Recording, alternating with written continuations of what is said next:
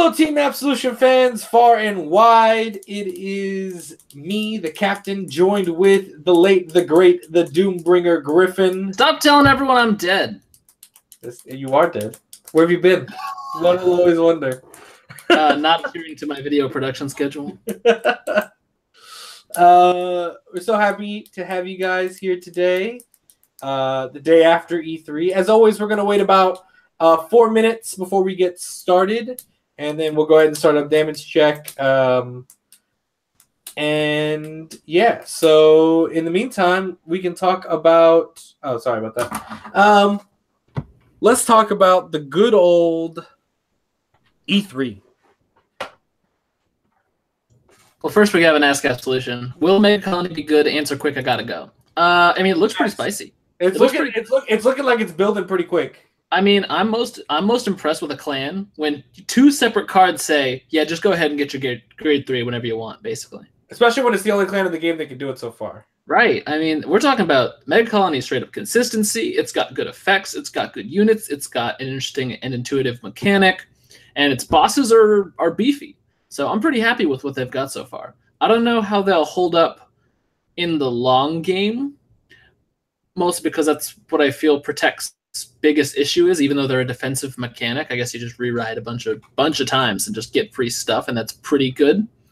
But other than that, I feel like they kind of lose a little bit of steam because once you start getting beefy, that's all you can you have to burn resources to continue.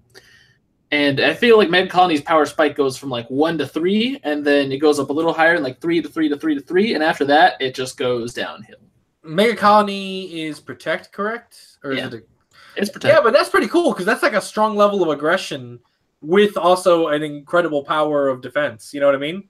It's got like pretty good. It's got good defense and good offense, which is something that like is pretty important for a good protect clan. I think. I don't know. I think it's going to develop pretty well. Yeah, I think it's going to be good. I think it'll have resource issues, but of course that's a lot of clans right now because they only have so many cards that do so many good things, and you have to use them all.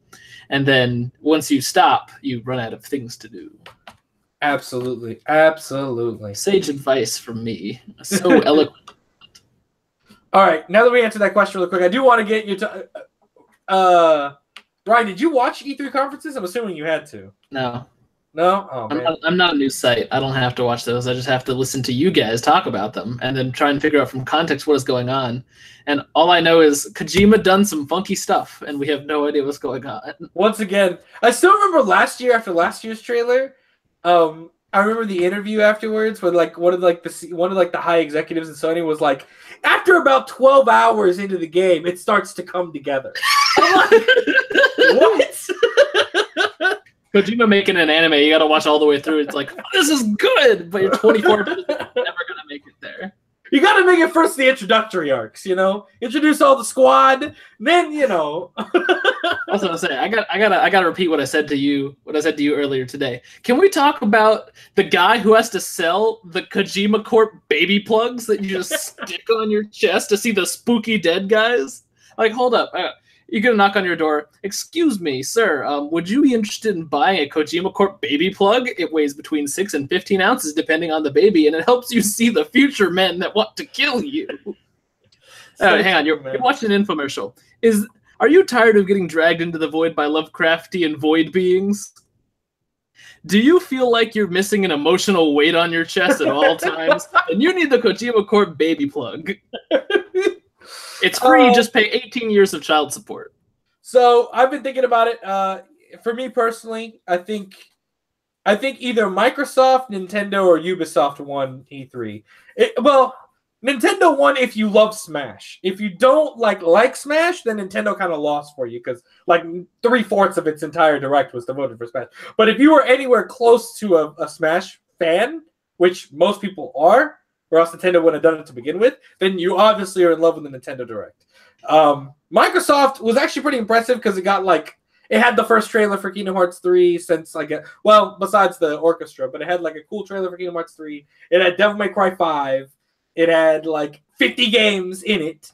So like it had most substance. And Ubisoft was just fun. Plus, my boy, that game with the plane, Starlink, that has Star Fox in it might be the best Star Fox game since Star Fox 64. So I'm taking my wins. Now, I do have to give it to Nintendo. Maybe not the whole win, but I have to at least respect them for looking every fan of Smash in the eyes and saying, "Don't ever ask us for anything ever again. This is it. We have given you everything. We have given you wave dashing. We have given you cancel mechanics. We have given you combos. We gave you smoke. You don't want that, but we gave it to you anyway. We give you every character that ever appeared in this damn series. And then some. Satisfied. And then some. And then we gave you Ridley, so shut up. I don't want to hear your bitching or moaning in this house ever again. Signed, Daddy Sakurai." Yeah, I don't know, man. I'm pretty sure this is Sakurai saying this might act. I believe now this will be his final Smash. I mean, it's Smash Ultimate. Like, I'm sure he's like, all right. I mean, there's a rumor that, like, there's something I heard the other day that, like, because Yoshi was supposed to be a 2018 game, and now it's been delayed to a 2019 game. And the rumor is that, like, Nintendo put, like, all of its development energy into Smash to have it, like, just pumped out as good and as quickly as possible. That doesn't surprise me at all. I mean, I think Smash is a much better investment than Yoshi is, as far as like long term. You know, what's going to get you the most money over time. I think people aren't going to be rushing to breaking down doors to get themselves a nice new copy of Yoshi. Not that it's anything. I love Yoshi's Island, but still, you know what I'm saying. I'm just saying, Yoshi's Yoshi.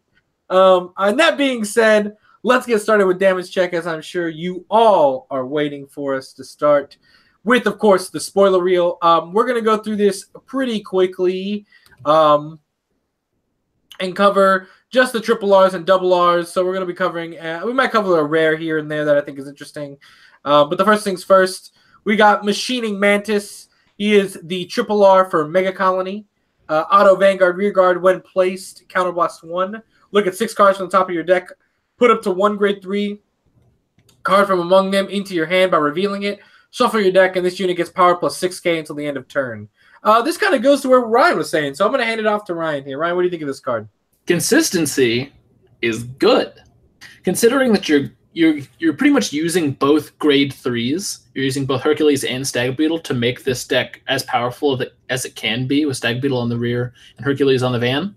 So just pretty much being able to find your grade 3 a good percentage of the time is really good. You should run this card. So what, it only has one effect? I don't care. That effect is win the game. Yeah, I mean, consistency is always important, and this is the only card that really doesn't. It does it on Vanguard and Rear Guard. This allows you so you draw. You don't have a grade 3. You draw. You don't draw a grade 3. You ride this, and at least you have the chance before another chance. You get an additional option. You get to see 7 cards. If you don't have a grade 3, that's a G assist. You get better G assist on placement for CB1. I'll take it. So I'll take it. Well, plus, not to mention, the plus 6k is nice too. It does hurt if you went second. If you went second, no, you're still good. You can still have damage. Yeah, you can still have damage. If you went first and they don't attack you, then you're sad. They're going to attack you. They might attack you. They should attack you. Don't let them not attack you. This isn't like BTO2 Soul Saver. Next, scrolly scroll.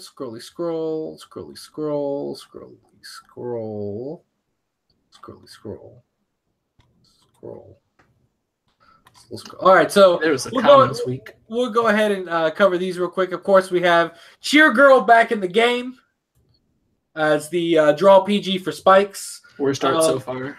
Paralyzed Madonna. We have good old My Lady Paralyzed Madonna from Mega Colony as their draw PG. And then our good old boy, Arcbird. Arcbird. I like Arcbird. I've always liked Arcbird. This is my first ever PG. It's true.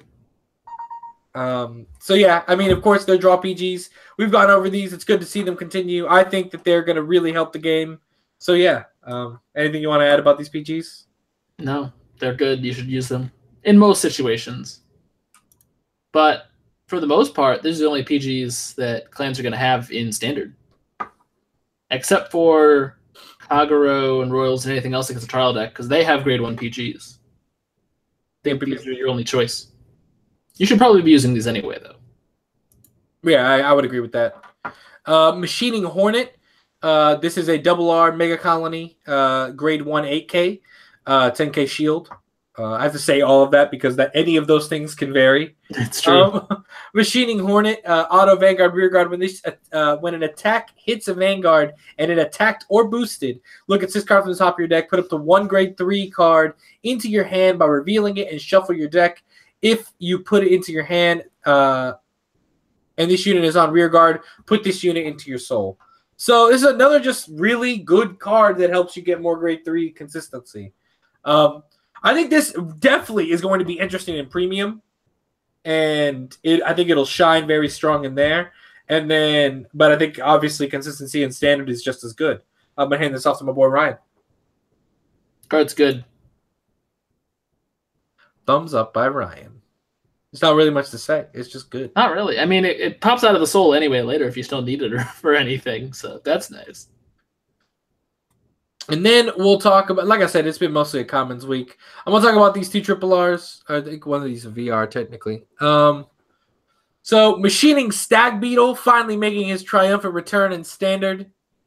Auto Vanguard Rearguard, when placed from hand, call up to 2 cards from your soul, 2 Rearguard at rest. And if this unit is in Vanguard during that turn, this unit gets the original power of those units called by this effect. Ryan, I'm gonna throw it off to you. I'm speechless. Speechless? I mean, speechless. It's really good. It's really good. You pop this down on the rear, get 2 cards, and I mean that's just 2 cards like right out of your soul. Considering that a bunch of the Mega Colony cards go into your soul for various reasons, whether it was Machining Hornet, which we just saw. There's some other commons which we didn't tell you about that do the same thing. If he's on Vanguard, he's honestly not that bad. I mean, you still get the exact same effect, and you just get additional power, and power levels have gone up. So you've got a solid, high 20s, low 30s card here very easily. Seems good.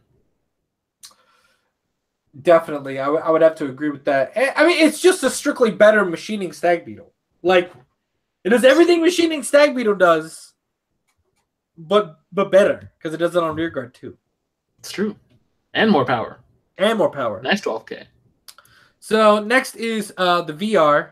Machining Spark Hercules. Act Vanguard. Once per turn, cost Counterblast 2. Choose 5 of your rear guards. Stand them. They get power plus 5K until the end of turn. Choose all of your opponent's rear guards. Rest them. And they get power minus 5K until the end of your opponent's next turn. That's interesting right there. That is a great card. Oh yeah, I forgot the second part of the skill. So Act Vanguard, once per turn, cost. Put a grade 2 or less rear guard into your soul, and this unit gets power plus 5K for each of your opponent's rested units. This man is huge. He's got a 30K advantage over up to 30K. 30K advantage over the opponent's Vanguard before you factor in his own power or any sort of other thing that could possibly happen to him.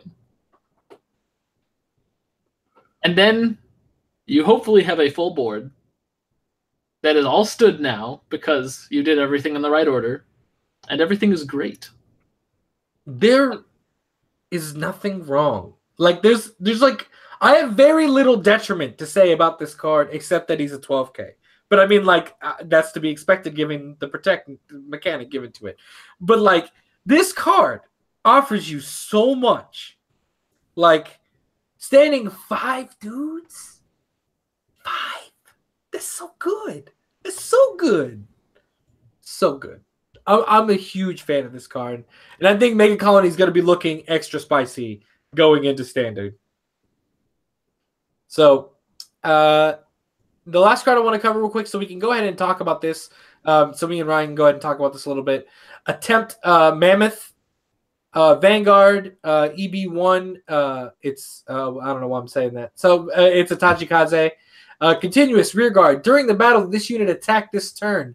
When the opponent calls a guardian from his or her hand, he or she cannot call unless she calls 2 or more cards at the same time.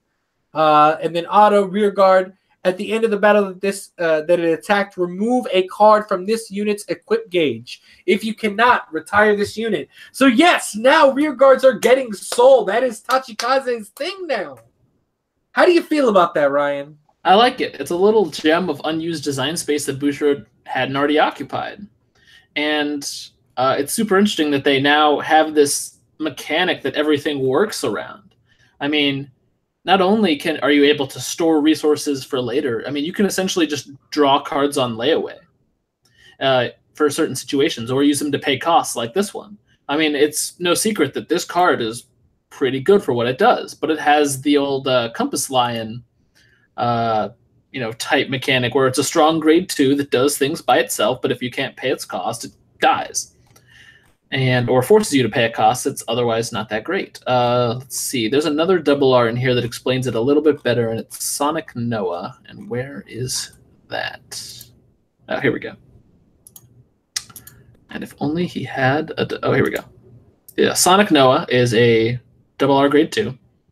Auto rearguard circle. When it boosts a rearguard, put the top card of your deck as an equip gauge into the boosted unit face down. So essentially, you're just taking cards off the top of your deck and equipping it, or sliding it under, kind of like a gift, into, in this case, the boosted unit. This is a private zone. Only you are allowed to see what card it is. Your opponent is not. And all gauge cards should be face down. And then auto Vanguard Rearguard Circle. When an attack hits a Vanguard and this attacked or boosted cost, retire one of your other rear guards, draw a card. Oh, that's pretty good. Yeah, I mean, it's really good as well. And once again, I just think that, one, because Attempt Mammoth is a very powerful card. Like, for a rare, it's a very powerful card. It basically forces your opponent to overguard, assuming it hits, assuming it can hit. But its balancing is the fact that you're only going to be able to use it so many times before it just dies. It's going to be extinct because as soon as it runs out of these equip gauges, it's over. So unless you can keep it equipped, you're done for.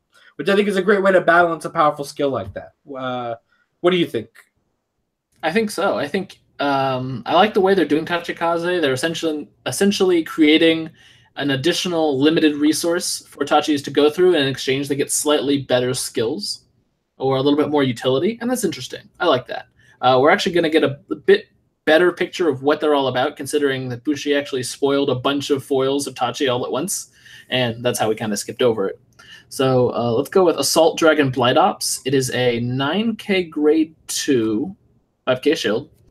Auto, when it is retired from Rearguard Circle, cost Counterblast 1, and return up to 2 cards from this unit's equip gauge to your hand. So that's pretty much just drawing cards when you are able to retire it. And so you'll notice that this works with Sonic Noah, where you can use Sonic Noah to equip things, and then when the attack hits, you can retire the Blight Ops, draw a card from Sonic Noah, and then draw the cards that were Blight Ops' gauge, and that really only costs you CB1 and the Blight Ops itself. So really, that's pretty nice. That's pretty interesting. I absolutely agree. And if you want to, we've seen a lot of the utility effects so far, or the kind of the effects that make this what it is.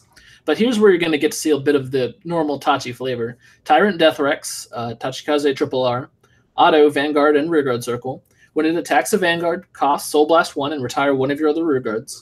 Choose one of your opponent's rearguards in the front row and retire it. This unit gets power plus 10,000 until the end of that battle for each card in the rearguard's equip gauge that was retired for the cost. So this has a nice little utility triangle to it where you can boost things and then choose what effects you want to use based on the current situation, what's hitting, what's not.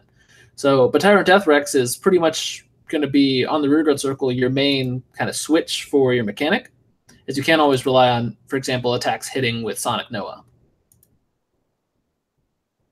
So overall, I think this is very interesting. Is it going to be expensive? Not really sure yet. There's only 3 clans in there, so they might be a little pricier, considering there's nothing really to just soak everything up. But hey, they might all be cheap, and then you're in the money, and people who buy cases are sad. So. Well, I think it's going to be all depending on how many new players are going to be like excited, or how many premium players are going to be excited to take up on this.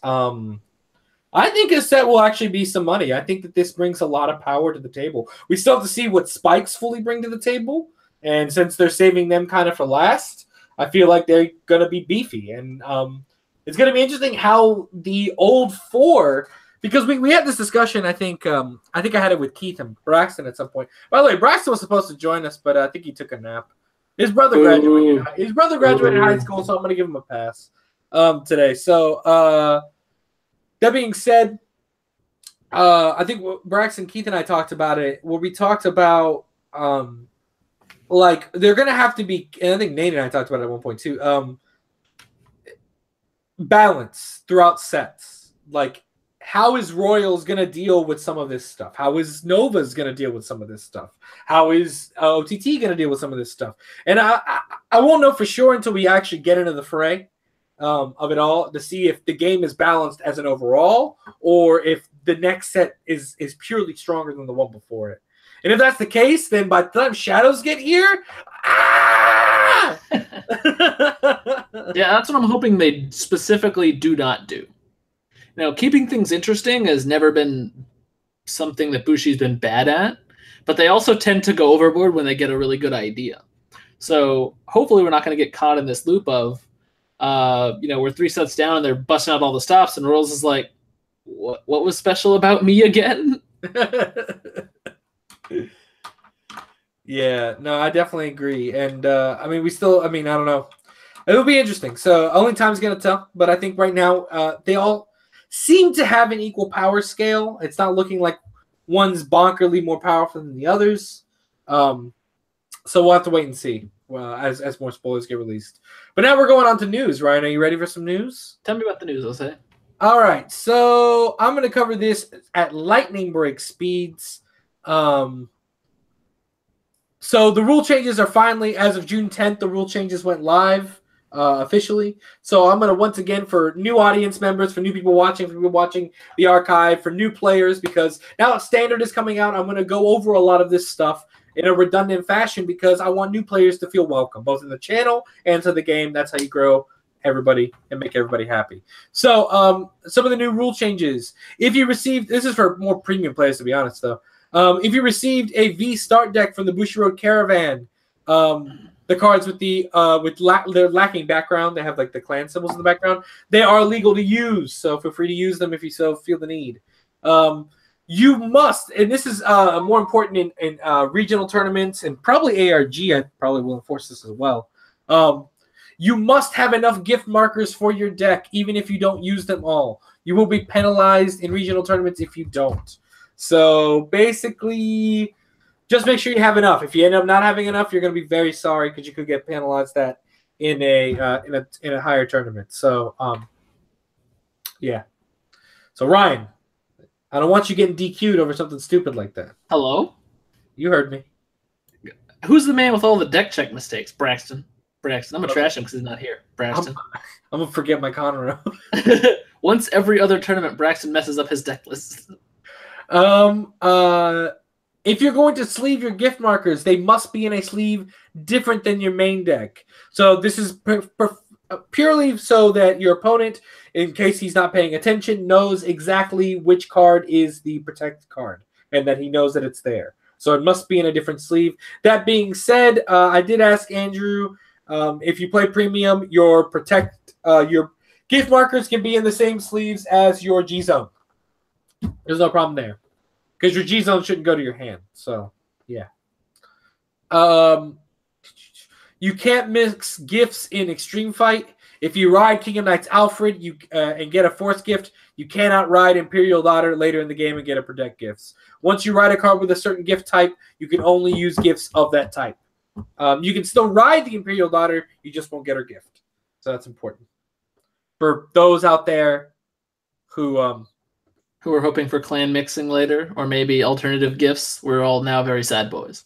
Yeah, and for the thing, what's important is that when it comes to having enough gift markers, a good rule, and someone put it in the chat, but I do want to add a little addendum to it. A good rule is to count the number of grade 3s you have, and that's how many markers you should have. The only exception I would make is protect, because when you use them, they go back into the mark zone. So You can cheap out and protect markers if you really want to. if But you if really you're a want protect to. player, all your clans are going to be really expensive, and so you just shouldn't. You should just go all in because that's your nature anyway. Once per turn is different now. You don't miss timing. You can only use the skill once. You get to choose when that skill happens. So nice. I still think Novas are going to be busted. G assist works different now too. Well, I guess we could call it V assist. I don't know. You don't have to get rid of 2 G zone units. You just get 2 cards from play. So yeah, that's just to make the adjustment. Mulligan. Now you put cards on the bottom. You I'm sorry. Yeah, you put the cards in the bottom. Then you draw. Then you shuffle. That's how you worked. You can outguard with any grade, regardless of your Vanguard's grade. G Guardians still require you and your opponent to be a grade 3, though. But anything else, that way, if you're stuck on grade 3, you can still guard with whatever's in your hand. I mean, if you're stuck on grade 0, that's what I meant. If you can stride if your Vanguard is grade 3 at the start of your turn. So, you can stride so long as your Vanguard is at grade 3 at the start of your turn. That's going to definitely affect... I think that right there, that rule change destroys or helps to destroy grade 1 rush decks. Because now there is no way around it.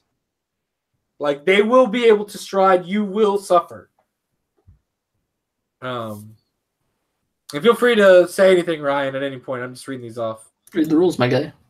So the English restricted list is now the same as the Japanese. Elizabeth and Hetero round are now limited to 1. However, both English and Japanese, TikTok and Barco cannot be used as starters, and Odysseus is unrestricted as well. Last but not least, let me take a quick breath here.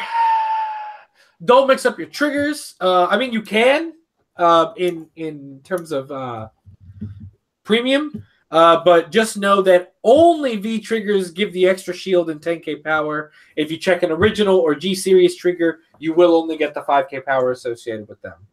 That's what's on the card. And that's all from that end of news.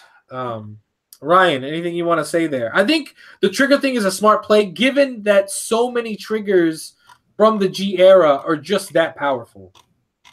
It's true. You really have to make your choices, like Flogel.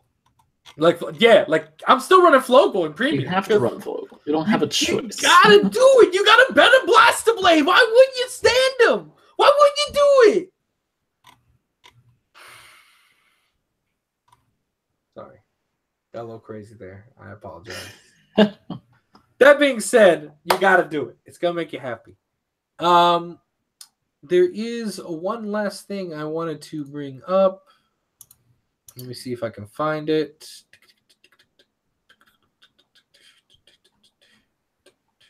Is it? Oh, no. Is that the old one? There was another one. No, this is the right one. All right. So, and as of June 3rd, that's a little while ago, the first Japanese tournament really with 132 participants. Oracle Think Tank seemed to dominate the whole tourney. As far as a percentage breakdown, roughly 42%, well, 41.69% ran OTT, 26.51 was Kagero, then 15.9 and 15.9 for the remaining 2 Royals and Novas. So a lot of OTT, a decent amount of Kagero, and then the rest was the rest. And of course, I believe that first place was Kagero. First place team was this is a team tournament. I apologize. So that's important. So the first place team was Kagero, OTT, and OTT again, I guess. I guess they could do it again. Sounds like Japan to me. So, yeah, I just wanted to go in and talk about how OTT, and it's up to you. Ryan, what do you think about OTT kind of dominating the ship right now, I guess? I mean, it's no surprise that OTT is very good. I mean, that's pretty much what we expected, and we expected the outrageous number of Japanese players to be playing it because that's what they do. They play a lot of OTT, even when it's not the bona fide best deck. They love it. They do. They love it to death. And I mean, that's certainly not America, but I mean, the fact of the matter is, it was worth running in 2 slots, and I pretty much agree with that. I think OTT's matchup against Kagero is not that great, and that's probably why Kagero is doing well against that. I'm not really sure on all of the matchup data here, but it seems like most things go in like there's like a square, of course, and there's like a crisscrossing thing, and I mean, stuff is just flying everywhere, but it seems like OTT is really good for a nice, I've got the win right here. Here we go. All right, that's a sure thing. When you don't, then it's just not as great. Yeah, for sure. I'll also bring in these tournaments as of last Sunday. Inaba had a VGCS, which is one of the bigger like tournaments that we like to look at around here. 68 participants. The winner was Nova Grapplers, with going 8-1 throughout the entire tournament. Clan distribution was a followed OTT 24 players, Kagero 20 players, Royal Paladin 15, and Nova Grapplers only 9. And one of those 9 made it all the way to the top. So yeah, we see. I mean, we had no doubt that Nova Grapplers could be powerful, and now we see it here out in the open. Bring it to commentary from Ryan Griffin. I mean, this as we've seen in these results. And there's another one coming up that you're about to say. This is anyone's game. I mean, all of these are about equal power. People are going to play to their preferences, and things are mostly going to end up that way. I mean, it's more about the situation the deck is put in than how strong the deck is overall, like it was in G-Era. In G-Era, it was very reliant on how your deck and how powerful it was because you had so many options. You can choose from tons and tons of main deck cards. You can absolutely optimize for exactly the cards that you want. And then you can put in a bunch of different strides and G-guards that do exactly what you need and give you as many options or a solid game plan as possible. And those things were, frankly, pretty ridiculous towards the end there. Now it's about what kind of situation your deck is put in. And I feel like that lends a lot more to player skill than previously, because now it's if you manage to remove all of OTT's attackers and blow through their protects, they don't really have a leg to stand on. If you don't, Kagero can only really work if there's stuff to hit, and if there's nothing to hit, or they run out of resources because it's a pretty CB heavy deck and you just outlast them, then they're sad. If you just push Royals down, they're sad and kill all their stuff. And if you just outlast Nova Grappler's initial push, or you do them too much damage and they can't recover, then they lose. So it's really just a matter of, okay, how well do you know the deck you're playing, and how well do you know the deck the opponent is playing, and how well can you execute your game plan while denying theirs? And hopefully it stays that way, and we just get tons and tons of matchup data, and it gets to be a pretty interesting game where almost everything is even. Absolutely, which brings me into this last point as well. There was a 120-person plus tournament in Thailand with a clan breakdown of 55 Royal Paladins, 32 Kagero, 21 OTT, 16 Nova Grapplers. Top 16 broke down 5 Royal Paladins, 5 Kagero, 5 Oracle Think Tank, 1 Nova Grappler player, and the winning deck was, of course, my boy Royals, playing a 4-4 split. Actually, I take this back. It was a 4-1-3 split. 4 Alfred, KOK, King of Knights, 1 Alfredo early, 3 of our boy Soul Saver, and he's playing the good. It's an interesting build. I'm not against it at all. It runs the grade 1s I expect a deck like that to run. It runs the grade 2s I expect that deck to run, and it runs the grade 3s I expect the deck to run. So all in all, good stuff. And it all speaks to Ryan's point, which he so eloquently put better than I did, is that, oh, Braxton's awake. And so eloquently he put is that it really, if anything, these 3 tournaments just show that it's anybody's game at any moment, and that anybody could really dominate. you've got Royals dominating a tournament, OTT dominating a tournament, and Nova Grapplers dominating a tournament. The only ones we've yet to see top is Kaguro. By itself, yeah. By itself, yeah. It showed up in teams. I mean, I think there were some very early tournaments where Kaguro showed up in force, but that's not what we usually pull our results from. Exactly. And I think hang on. There was a VGCS where Kaguro did top. Yep. Okay, so now officially everyone's top. If there's any other statement, then just play whatever you want to for now. I mean, then this is it. I mean, granted, in 1 month this could all change when we get the next flow. So Braxton, what we're talking about is just the recent tournaments and how everything's kind of balanced out in terms of in the beginning we were talking about OTT because it was dominating so many tournaments, but now it seems that every clan's at least top 1. So I mean, there's only 4 decks. Yeah, but I mean, one isn't the clear, obvious choice. They're all equally powerful. I mean, true. I mean, even in BTO1, there was still a deck that shone out among the rest. I don't know which one that was. Maybe Ryan could tell me, but I don't know. But I mean, I'm sure in BT1 it wasn't this balanced. Jose, it was Duke.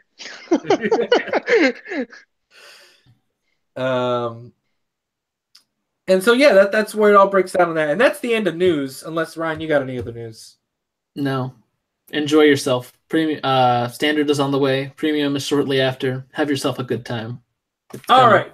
So time to talk about our topic, which is welcome to the world of standard. Unfortunately, Ryan doesn't have much expertise in this place because Ryan has yet to A, pick up a trial deck, or B, I don't think he's played a game of Vanguard in 6 months. I have not played a game of Vanguard in 6 months, but I did buy a nice, very, very shiny trial deck from my boy in the chat, Tiskill. He's got them swanky deals. I'll give my boy a shout out for hitting me with that good. If you need, I mean, I can't tell you how much I was gonna have to trade for all those foils, and he was like, "Well, I opened a bunch of trial decks. Do you just want those?" And I'm like, "I do. Thank you. I would like that thing." All right, so and that wraps up that part. But yeah, so Braxton and I have actually sat down. We've actually been able to play some standard games, and I haven't had a chance to really ask him this yet. So this is gonna be just a surprise to me. Brax, what are your initial thoughts on playing, even though it's just trial decks? I get that. But, I mean, this is vanilla Vanguard, plus the new mechanic, plus the way the game plays now. How do you feel?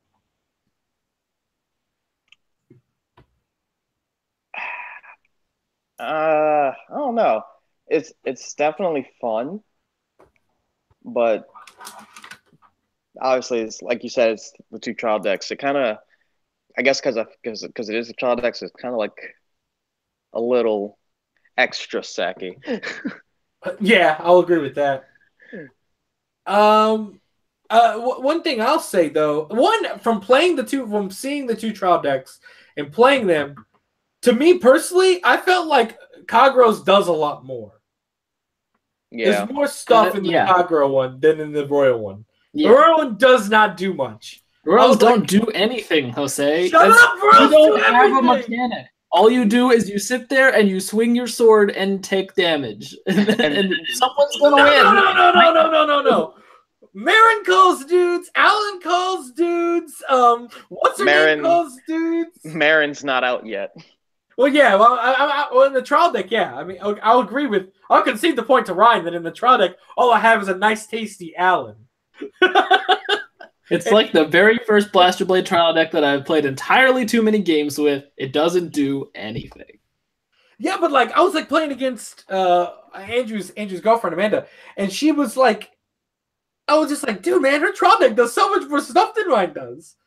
I just call dudes, and I don't even get if I don't draw into some Allens, I'm screwed. But the thing is, I say that, but I won both games, so I was like, hey. This is not bad. That's how Royals works. It's boring until you win. So, so these are I don't play much CFA. Actually, correction, I don't play any CFA. So this is my first time with the decks. I love Imaginary Gift as a mechanic. Instantly, I was like, man, I like this. And then I went and I bought another trial deck so I could put that stuff in premium. I was like, yes. What about you, Braxton? Gifts. I like gifts. Gives you a nice thing when you ride it. Gives you another reason to use your other grade threes. It's nice. It's spicy. I like gifts. I have, yeah, Gifts because are like good. now, because like if they found a nice middle between, where to say like we want you to re-ride because we don't want you to just keep your grade threes in hand for PG fodder, but we also don't want to give you broken dudes to like discard your grade threes for. So here, just re-ride, get yourself a nice gift. Take this nice little present. Take this 10K. Take this extra circle. Take this PG. Whatever you need. We got you. And now I'm going to hand it over to Ryan, who has yet to play a single game of Standard. When are you going to play some Standard, Ryan? As soon as my nice trial deck comes in from my boy Disco, who is in the chat, please check out the magicsatchel.com. Magicsatchel.com. One of those. Keep Googling until you find it.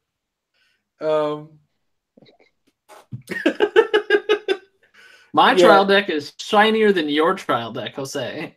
I will concede that point. I will. But I bought mine from my local card shop because, well, one of them from my local card shop. So, and also sneaks are coming in to locals again. Are you going to play in any sneaks this weekend, Ryan? I don't think no. We bought a case. Not until his nice shiny trial deck comes in from Tiskill. By the way, who's also in the chat. Say hi to Tiskill, everyone. That man's in love. So, but important note: you can gift mix in sneak tournaments. According to Brave, you can. I believe he said that. I think he said the opposite. Let's see. See what he said. Please remind folks that hold on. Pause. No mixing. Pause. Sad. But pause. Did my boy Dr. O say this or no? Because that's the only Vanguard source I'm looking at right now. No gift mixing. No gift mixing in the sneak. So sneaks will be draft. If you need any information on that, do not ask me. Ask Andrew in the chat or in Discord. Go to our Discord. Ask Andrew because my draft rules are incredibly rusty. So yeah, but sneaks are this weekend. Braxton, are you gonna come to the sneak? No. No, you're gonna be at work. I feel you. Yeah. Wow. I will be at the sneak. I will play in the sneak. I will pull an Alfred at the sneak. Everything will be okay. You don't need that many Alfreds. Hey. Actually, I do. Actually, I don't. You don't need that many Alfreds. You're going to have 5. Yeah, but you know what? One of them's going to be nicer than the other ones. You know what? Maybe you're right. Maybe I am. But maybe you're not. And with that being said, I'll leave this open to any nice, tasty hashtag Ask Absolutions. Any questions about Standard, any questions about stuff like that, and we'll go ahead and rev this on up. Also, I'll go ahead and say this right now. Braxton's most excited for Devil May Cry 5. Tell me I'm wrong. You are not wrong. But Spider-Man. But I've been waiting for this game for 10 years, Ryan. Kingdom Hearts 3. But you got that nice DMC game in the middle, though. No, that game's not real. Why do you keep bringing that up? Both that and the definitive edition version. Which is a special edition of a game I already own. By the way, I do have the special edition. That didn't stop me from buying it because I wanted to play Virgil again. So you know what, Jose? Shut up. Man bought a game he hates twice. Who is this man? That's not even what I said at all, but whatever. Oh, well, he bought it once. No, I didn't. I didn't buy it at all. Oh, then you said you got the special edition. Yeah, Devil May Cry 4. Oh, I was talking about DMC Definitive Edition. Jose, why are you keep talking about games that don't exist? Whatever you say, buddy. Whatever you say. Ask Absolution, can you put a Discord link in chat? Sure. I can totally do that. Hashtag Ask Absolution. That says Ask Absolation. Ask Absolution. Okay. Well, you're about 60% of the way there, my guy. What do you think DI is going to do? Soul Charge. Put things in Soul Get Big. That's what Amon was all about. Oh, it's going to be No Life King this time. Hopefully get crits, get big, have fun. That's what I'm gonna say as well. I'm gonna jump straight into I want to answer this question before I lose it. Okay, hashtag Ask Absolution. Is it worth to buy into standard Nova grapplers or better to wait into Aqua for support? Dude, Novas are so cheap. If you have the money, buy them. Like they're like compared to premium, Novas and standard is like Ideal had them for like $80, like 81, I think. Like I thought about picking up Novas because I'm like, dude, the value. That's what I'm thinking. I'm like, do I just want this? Because I could just have this. So that's my thought there when it comes to that. So Braxton, are you gonna focus on premium or standard? Like I have to choose one or the other. Well, that's the question. I mean, you could say both, I guess. I was kind of wanting to focus on both. Ryan, premium or standard? I'm doing both. And I'm doing both as well. We're all doing both. Why wouldn't we? We already have the stuff for premium, so we're definitely going to Keith's playing G format. I will say this. Keith would. Keith has all terrible choices for decks. I will say this. Given a tournament choice, like let's say we go to the next Bushi Regional, unless they're on separate days, if they're on the same day, I'm going standard. If they're on different days. So I guess let me rephrase the question because this actually answers it to a certain degree. Braxton, premium and standard are on the same day. Which do you play? Premium. Okay. Ryan, premium and standard on the same day. Which are you going to play? Standard. Standard as well. As much as I'm going to love premium, I'm going to hate doing 8 rounds of pure unadulterated, like straight up brain power. Like, are you ready for the most complicated Vanguard game of your life? 8 up to 24 times? Your boy's not ready for that yet.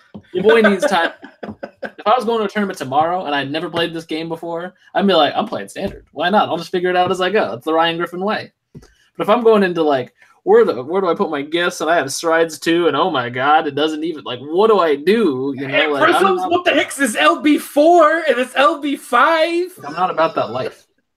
No, I see that. I mean, it's gonna be. I mean, dude, look, I can go home and watch Fist of the North Star. I don't have to play it.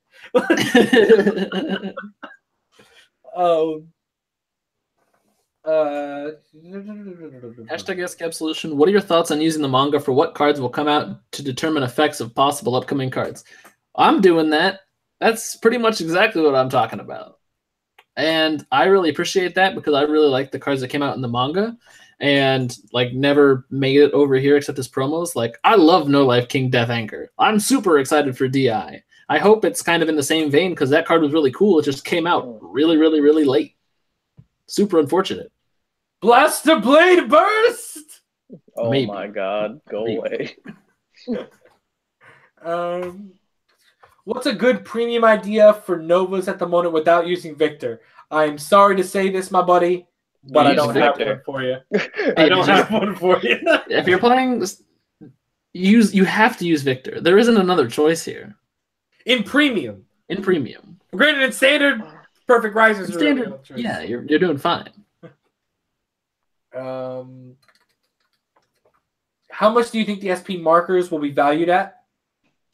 Stamped markers from the set. Let's see. It's something like Misaki is 40, Aichi and Kai are both 30, and Kamui will be somewhere around 20. I think those might actually be the pre-order prices. Those were the Japanese prices. I have a feeling they'll be similar in America. From the trial decks, they're both around 45-ish, between 40 and 50, I think, for the SP markers with the stamped markers with Blaster Blade and Overlord. I feel you. Oh yeah, also Monarch Sanctuary outfit's coming back. Okay, no. Manga cards are cool, man. You get a new Novell, it'll probably be a grade 3. I'm happy. Let's do it. Let's do that. I'm all about that. What if they just make him a grade 4 again? Also, that's important that pre-orders are up in on Ideal, just so you know. Yep, let me put on my Card Fight Cash hat. The Ideal 808 pre-orders are up, so buy those if you're down for that. If you really want your cards fast, that's pretty much just the best way to get them. Otherwise, just buy singles like on release because they will be insanely cheap. Like the most expensive card on there is Dragonic Waterfall at like 23. This is a dirt cheap set, and if you bought a whole case, you're doing okay. If you bought a clan set like entirely too early, you're not doing okay. If you bought a late clan set, then you're good to go. You're gonna have a good time. About to if they decide to bring back Sanctuary and Novell. The real question is my boy coming back, Daigo, with a new Sanctuary Guard Dragon? I say yes. I say no. I say bring him back. I say don't do that. Because I'll say you only get support once a year. Do you want that support to be Daigo? At least once a year. Okay. All right. Hey, I mean, I'll tell you this: Royals aren't getting support again until at least next year. At least until January, I think.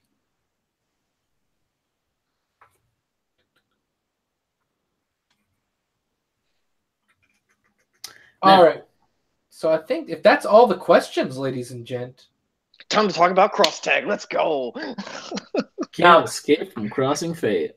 Except for when you do escape from Crossing Fate. That run button, though. Also, Brax, download Fortnite on the Switch, man. Good times. No. Download it on the Switch, man. It's good times. Good times. Fun times. I don't think I'm going to do that. We can cross. It's free. Not take some space. Not free. Does Braxton own a Switch? Does Brax not have an SD card on his Switch? Not yet, I don't. Wow. Braxton, you own a Switch? When did you buy a Switch? You bought a Switch a while ago when Kirby came out. Or around that time. Oh. Yeah. Braxton, I haven't talked to you in forever. Yeah, Brian, I have a Switch. Nice. Is there anyone in our group who does not have a Switch other than Keith? Get me bread and butters. Makoto and Blake. Nah, it's got to be you, Noel, man. Everyone knows. Actually, just you, really. You and whoever you care to have. Yeah, that's a team.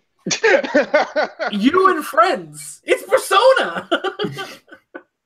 Going to TV land. All right. So I guess that'll be it. So we're going to end this damage check early. Thank God. All right. We want to thank you guys always for watching. If you're new to Team Absolution, we're a bunch of card players, a bunch of gamers. We just like to have some fun. Make sure you hit that subscribe button to see more content from us. We'll see you here next time with Team Absolution. This is Ryan, Braxton, and myself signing off. Bye-bye. Well, bye. I'm going to go check the Discord because apparently there's stuff there.